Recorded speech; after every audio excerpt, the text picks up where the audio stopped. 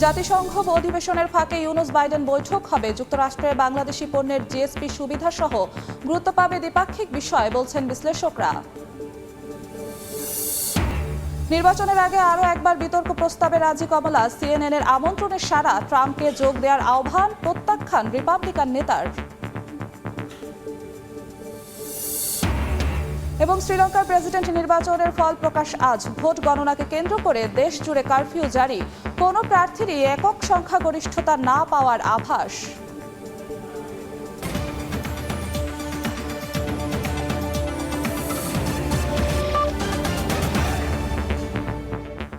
আন্তর্জাতিক সময়ের সঙ্গে আছি আমি জিন্নাতারা যশোয়া।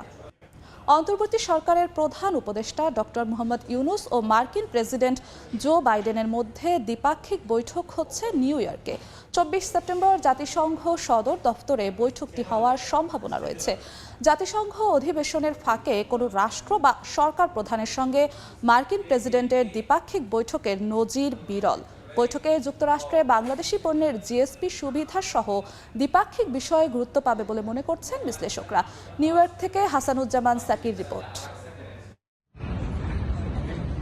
জাতিসংঘের সাধারণ পরিষদের ৭৯তম অধিবেশন শুরু হয়েছে। এই অধিবেশনের মূল পর্ব বিভিন্ন দেশের রাষ্ট্র ও সরকার প্রধানদের বিতর্ক শুরু হবে ২৪ সেপ্টেম্বর। সব ঠিক থাকলে উদ্বোধনী দিনেই অধিবেশনের ফাঁকে অন্তর্বর্তী সরকারের প্রধান উপদেষ্টা ডক্টর মোহাম্মদ ইউনুসের সঙ্গে দ্বিপাক্ষিক বৈঠক করবেন মার্কিন প্রেসিডেন্ট জো বাইডেন। যুক্তরাষ্ট্রে নিযুক্ত বাংলাদেশের বিভিন্ন কূটনীতিক সূত্রে এ খবর নিশ্চিত হওয়া গেছে। তবে কোথায় এ বৈঠক হবে তা চূড়ান্তভাবে জানা না গেলেও এটি জাতিসংঘ সদর দপ্তরেই হওয়ার সম্ভাবনা বেশি। রাজনৈতিক ও কূটনীতিক সূত্র বলছে, নিউ ইয়র্কে ডক্টর ইউনুস ও জো বাইডেনের বৈঠকটি হবে একটি বিরল ঘটনা। কেননা মার্কিন প্রেসিডেন্ট তার কাউন্টার পার্টের সঙ্গে সাধারণত হোয়াইট হাউসেই বৈঠক করেন। ওয়াশিংটনের বাইরে জাতিসংঘ সাধারণ পরিষদে এসে অধিবেশনের ফাঁকে নিউ ইয়র্কে কোনো রাষ্ট্রপ্রধানের সঙ্গে বৈঠক খুব কমই হয়েছে।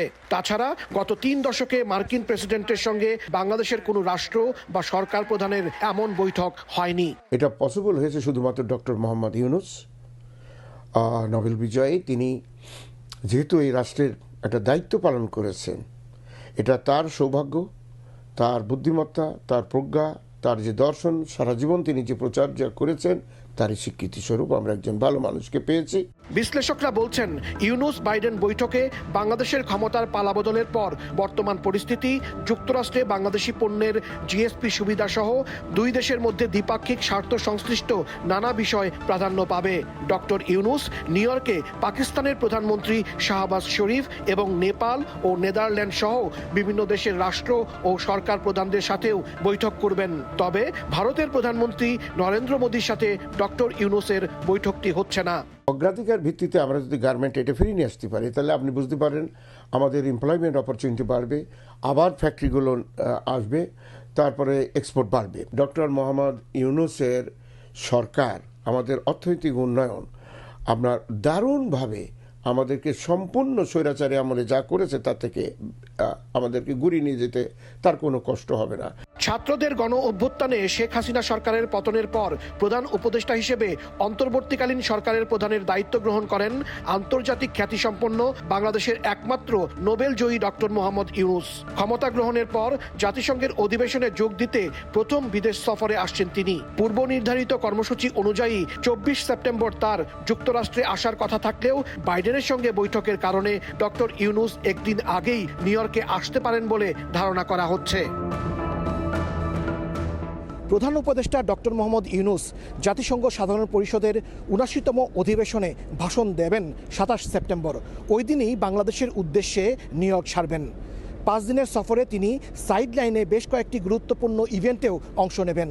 তবে মার্কিন প্রেসিডেন্ট জো বাইডেনের সঙ্গে ডক্টর ইউনুসের দ্বিপাক্ষিক বৈঠকটি সব কিছু ছাপিয়ে এখন গুরুত্বপূর্ণ হয়ে উঠেছে। হাসানুজ্জামান সাকি, সময় সংবাদ, জাতিসংঘ সদর দপ্তর, নিউ ইয়র্ক। মার্কিন কংগ্রেস ক্যাপিটাল হিলে দেয়া বক্তব্যে ইসরায়েলকে এক হাত নিলেন প্রতিনিধি পরিষদের সদস্য রাশিদা তালিব। গাজায় ইসরায়েলি আগ্রাসনের কঠোর সমালোচনা করে তিনি বলেন, আত্মরক্ষার নামে অবরুদ্ধ উপত্যকায় ইসরায়েলি বাহিনী যা করছে তা গণহত্যা ছাড়া আর কিছুই নয়। এদিন নেতানিয়াহু বাহিনীর হামলায় নিহত নিষ্পাপ শিশুদের তালিকা তুলে ধরেন মার্কিন এই আইন প্রণেতা। বৃহস্পতিবার ক্যাপিটাল হিলে দেয়া বক্তব্যে তেল আবিবের কঠোর সমালোচনা করেন তিনি। বলেন, আত্মরক্ষার অজুহাতে গাজায় নির্বিচারে গণহত্যা চালাচ্ছে Israel. We are witnessing the Israeli government carry out a genocide in Gaza. Recently, the Gaza Ministry of Health released a 649-page document with the name, age, ID number of 34,344 Palestinians killed in Gaza who have been identified. Most of them are women, children, and their elderly. This is just the identified individuals. Many public health experts believe the death toll will climb. Every single day, higher numbers will come out due to disease and starvation.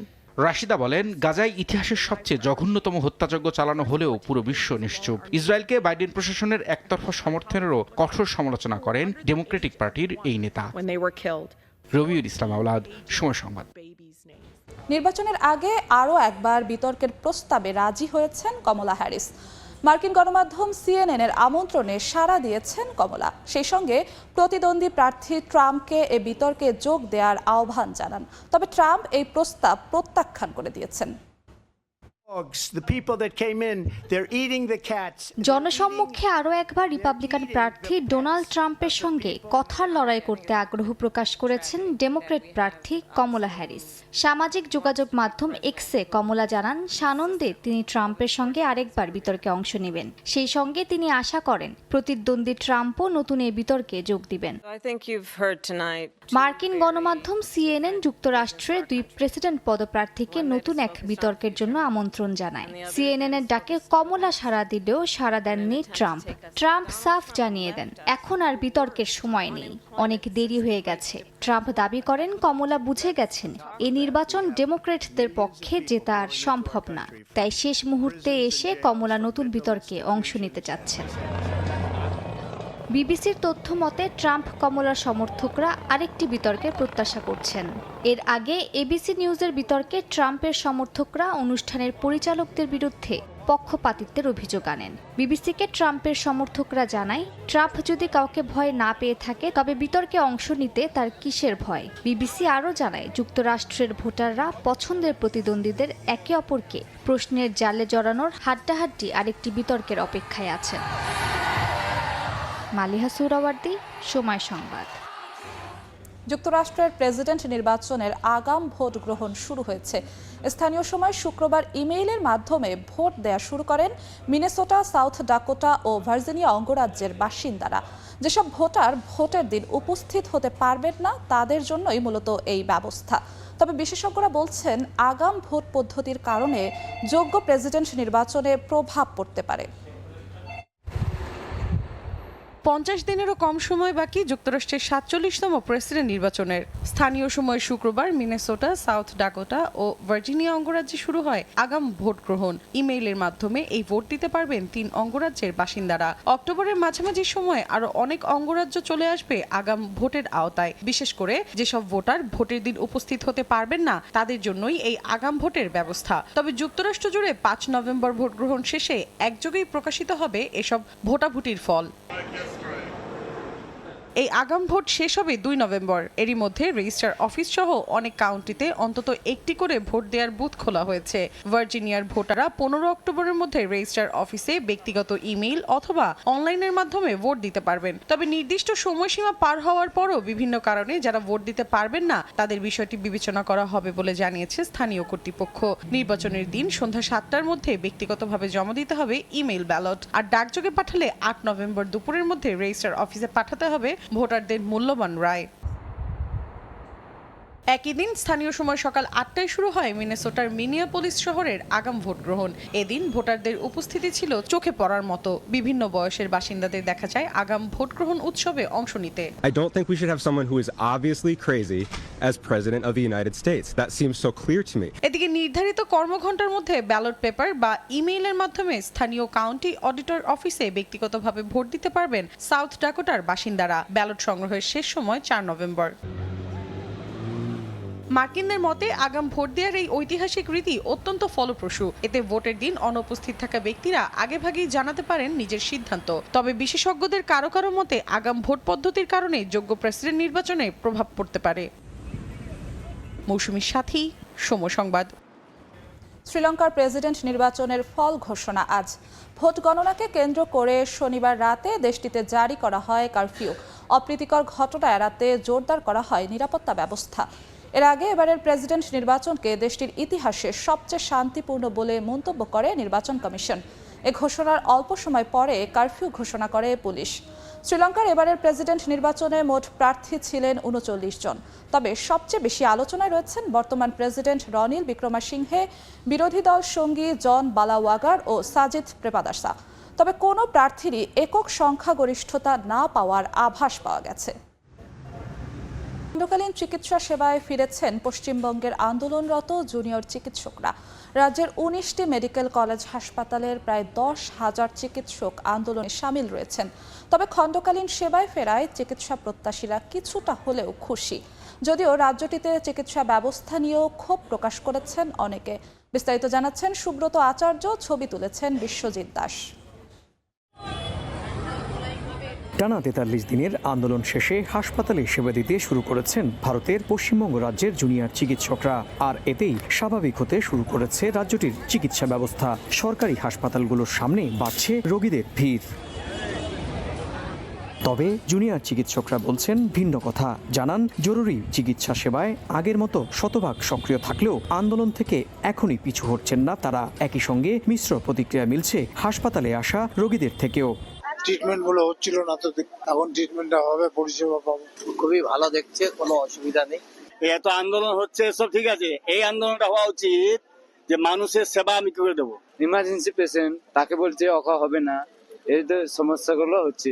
৯ August কলকাতার আরজিকর হাসপাতালের নারী চিকিৎসককে ধর্ষণ ও খুনের ঘটনার দৃষ্টান্তমূলক শাস্তির দাবি সহ প্রশ্ন ওঠে রাজ্যের হাসপাতালগুলোতে চিকিৎসকদের নিরাপত্তা নিয়ে। এমনকি প্রশ্ন ওঠে স্বাস্থ্য দপ্তরের দুর্নীতি ও পুলিশি নিষ্ক্রিয়তাও নিয়ে। এসবের সংস্কারের দাবিতে পথে নামেন চিকিৎসকরা। পশ্চিমবঙ্গ রাজ্যে ১৯টি সরকারি মেডিকেল কলেজ হাসপাতাল রয়েছে। এছাড়া গ্রামীণ হাসপাতাল, উপহাসপাতাল মিলিয়ে সরকারি চিকিৎসা কেন্দ্র রয়েছে ১০,০০০-এর বেশি। তবুও রাজ্যের সাধারণ মানুষের ভরসা কলকাতার বিশেষায়িত এসএসকেএম হাসপাতাল, Kolkata medical college, RG Kar, Nilratan medical college হাসপাতাল। আর এসব হাসপাতালে জুনিয়র চিকিৎসকরাই চিকিৎসা দিয়ে থাকেন। আন্দোলনে প্রায় ১০,০০০ চিকিৎসক যুক্ত থাকায় রাজ্যটির সাধারণ চিকিৎসা পরিষেবা কার্যত ভেঙে পড়েছিল। সুব্রত আচার্য, সময় সংবাদ, ভারত। ভারতের দিল্লির নতুন মুখ্যমন্ত্রী হিসেবে শপথ নিলেন আম আদমি পার্টির অতিশী মার্লেনা। ৪৩ বছর বয়সী অতিশী দিল্লির সর্বকনিষ্ঠ মুখ্যমন্ত্রী। একই দিন দিল্লির মন্ত্রিসভায় শপথ নেন আরও ৫ সদস্য। স্থানীয় সময় শনিবার দিল্লির তৃতীয় নারী মুখ্যমন্ত্রী হিসেবে রাজনিবাসে শপথ নেন তিনি। আবগারি মামলায় জামিন পেয়ে অরবিন্দ কেজরিওয়াল মুখ্যমন্ত্রীর পদ থেকে পদত্যাগ করার কয়েকদিন পর এ দায়িত্ব গ্রহণ করলেন তিনি। এদিকে আগামী বছরের ফেব্রুয়ারিতে শেষ হবে দিল্লি বিধানসভার মেয়াদ। ফেব্রুয়ারিতে ভোট হলে অতিশী মন্ত্রিসভার স্থায়িত্ব হবে ৪ মাসের বেশি কিছু। আন্তর্জাতিক সময়। ভারী বৃষ্টিপাতে বন্যায় পানির নিচে তলিয়ে হাঙ্গেরির রাজধানী বুদাপেস্টের নিম্নাঞ্চল। গুরুত্বপূর্ণ স্থাপনাগুলো হুমকির মুখে বলে জানিয়েছে কর্তৃপক্ষ। বন্যার কবলে জাপানের মধ্যাঞ্চলও। ৩০,০০০ বাসিন্দাকে নিরাপদ আশ্রয়ে সরে যাওয়ার নির্দেশনা দেওয়া হয়েছে। ঘরবাড়ি, রাস্তাঘাট সবই ডুবে গেছে বন্যার পানিতে। চলাচলের জন্য নৌকাই এখন ভরসা। হাঙ্গেরির রাজধানী বুদাপেস্টের নিম্নাঞ্চল এখন পানির নিচে। বালির বস্তা দিয়ে বাঁধ নির্মাণ করেও সুবিধা করতে পারেননি দানুবে নদীর তীরবর্তী বাসিন্দারা। এ অবস্থা চলতে থাকলে খুব দ্রুত শহরের ট্রাম ও মেট্রো লাইনও পানিতে ডুবে যাওয়ার আশঙ্কা করা হচ্ছে। ভারী বৃষ্টিতে জাপানের মধ্যাঞ্চলেও ভয়াবহ বন্যা দেখা দিয়েছে। এর মধ্যেই ডুবে গেছে ওয়াজিমা শহরের একাংশ। আশপাশের এলাকাগুলোতেও বন্যা সতর্কতা জারি করা হয়েছে। দেশটির গণমাধ্যম জানায়, এর মধ্যেই জাপানের ১২টি নদীর পানি বিপদ সীমার উপর দিয়েও প্রবাহিত হচ্ছে। প্রাণহানি এড়াতে ওয়াজিমা এবং সুজু শহর থেকে অন্তত ৩০,০০০ বাসিন্দাকে সরে যাওয়ার নির্দেশ দিয়েছে কর্তৃপক্ষ।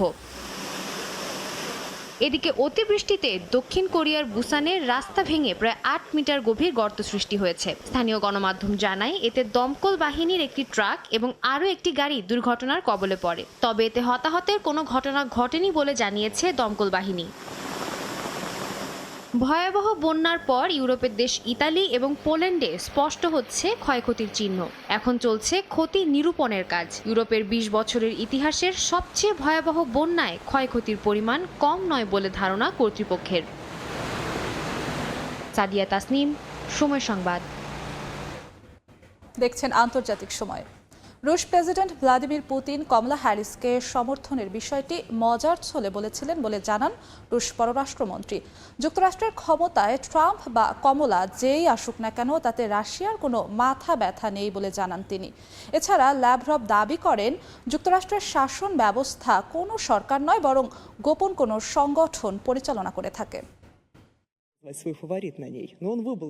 আসন্ন মার্কিন প্রেসিডেন্ট নির্বাচনে রাশিয়ার প্রেসিডেন্ট ভ্লাদিমির পুতিন ডেমোক্র্যাট প্রার্থী কমলা হ্যারিসকে সমর্থন করছেন। কিছুদিন আগেই এমন খবরে ছেয়ে যায় আন্তর্জাতিক গণমাধ্যমগুলো।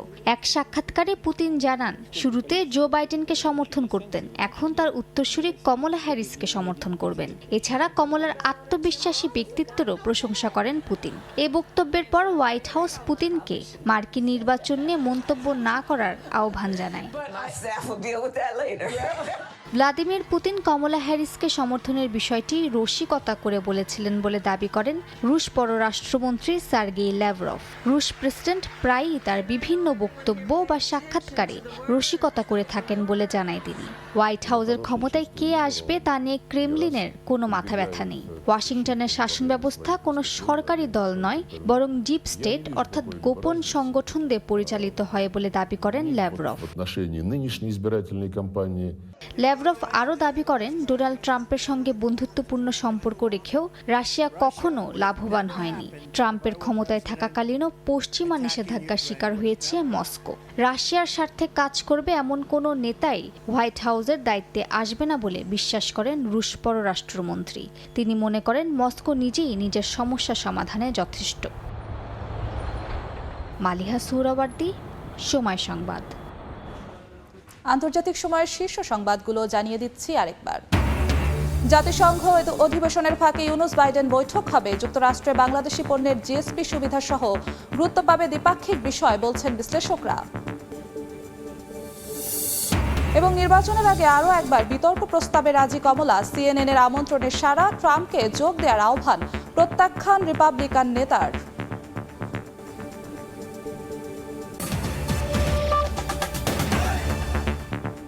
এই ছিল আন্তর্জাতিক সময়। সঙ্গেই থাকুন সময়ের।